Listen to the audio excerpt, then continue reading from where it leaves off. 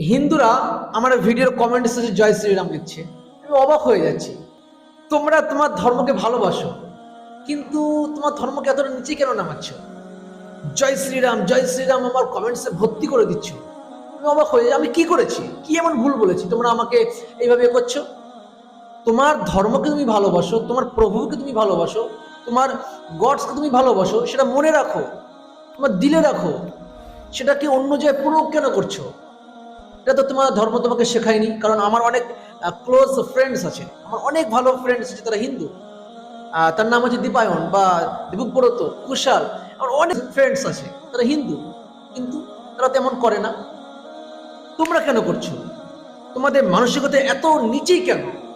নিশ্চয়ই তোমাদের মধ্যে শিক্ষার অভাব আছে। তো প্লিজ, নিজের ধর্মকে যদি ভালোবাসো, রেসপেক্ট করো, যেখানে সেখানে জয় শ্রীরাম বলবে না। স্থান, কাল, পাত্র ভেদে কথা বলার চেষ্টা করো প্লিজ।